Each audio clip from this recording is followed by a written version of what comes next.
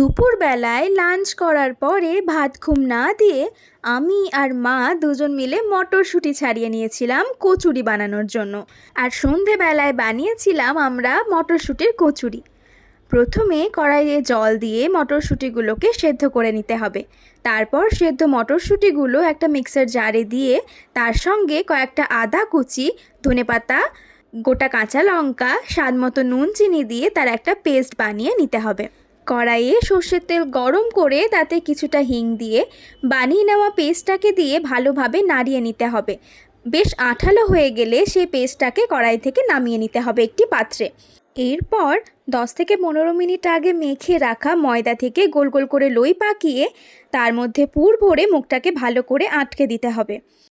সব শেষে গোল গোল করে বেলে নিয়ে কড়াইতে সাদা তেল গরম করে এক এক করে ভেজে নিলেই মটরশুঁটির কচুরি একদম তৈরি। এই শীতকালে সকলের বাড়িতেই নিশ্চয়ই এমনভাবে মটরশুঁটি বা কড়াইশুঁটির কচুরি বানানোই হয়। তার সঙ্গে পছন্দ মতন তরকারি থাকলে তো রাতের খাবারটা জমেই যাবে। আমরা এই কড়াইশুঁটির কচুরির সঙ্গে ব্রোকলি পনিরের তরকারিটাই খেয়েছিলাম, যার রেসিপি ভিডিওটা তো আমি আগেই শেয়ার করেছি। তাহলে এই কম্বিনেশনটা বাড়িতে একবার বানিয়ে ফেলুন আর ভিডিওটা কেমন লাগলো জানাতে ভুলবেন না কিন্তু।